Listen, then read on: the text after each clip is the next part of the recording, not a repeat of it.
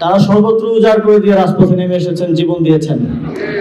আমরা সেটা সাপ্লাই দেখেছি, সেটা আমরা 2021 সালে মোদী বিরোধী আন্দোলনে দেখেছি, সেটা আমরা সর্বশেষ জুলাই গণঅভ্যুত্থানে দেখেছি। শাপলা স্মৃতি সংসদের সদস্যরা যখন 2013 সালের এই গণহত্যার পর তালিকা করছিলেন যে কারা কারা শহীদ হয়েছেন, শহীদদের বাড়ি বাড়ি যাচ্ছিলেন এই তথ্যগুলো যেন হারিয়ে না যায় ইতিহাস থেকে, সেটা রক্ষা করার জন্য তাদের অভিজ্ঞতা শোনার সুযোগ হয়েছিল আমার। যে শহীদ পরিবাররাও তাদের সন্তান যে শহীদ হয়েছে সেই তথ্যটা দিতে ভয় পাচ্ছিল, কারণ ফ্যাসিবাদী সরকার এই শাপলা গণহত্যাকে ইতিহাসের পাতা থেকে মুছে দেওয়ার জন্য সকল ধরনের চেষ্টা তারা চালিয়েছে এবং আমাদের বীর শহীদদের পরিবারবর্গ পর্যন্ত ভয়ে আতঙ্কে সে সময় পরিচয় দিতে ভয় পাচ্ছিলেন। কিন্তু আমি বিশেষভাবে ধন্যবাদ জানাতে চাই আমার সেই ভাইদেরকে যারা সেই সময় সেই সংকটের মুহূর্তে সকল বাধা উপেক্ষা করে শহীদদের তালিকা সংরক্ষণ করেছেন, যেন ইতিহাস থেকে শাপলা শহীদেরা হারিয়ে না যায়।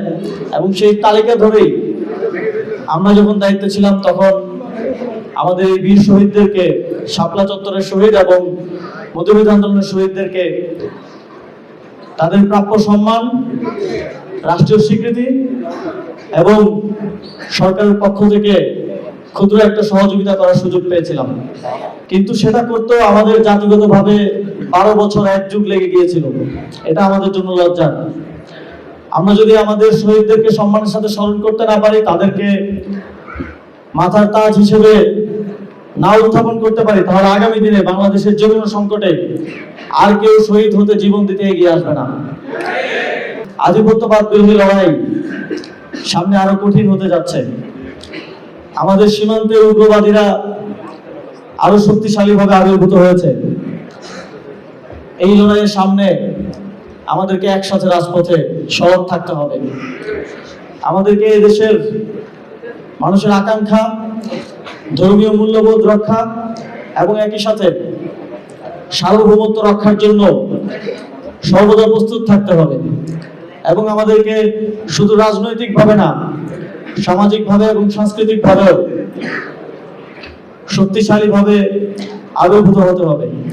সেই আগামী দিনের লড়াই আপনাদের সহযোগিতা, সমর্থন এবং একসাথে আমরা এই লড়াইটা সফলভাবে পরিচালনা করব, এই প্রত্যাশা ব্যক্ত করে শেষ করছি। আসসালামু আলাইকুম। ইএফটি ফার্স্টের সাথে ট্রেড করুন যে কোনো জায়গা থেকে, ক্যাম্পাসে ক্লাসের ফাঁকে, ঢাকার জ্যামে বসে কিংবা ঘরে বসে। ট্রেডিং এখন হাতের মুঠোয়, তাই ট্রেড করুন যখন খুশি, যেখানে খুশি।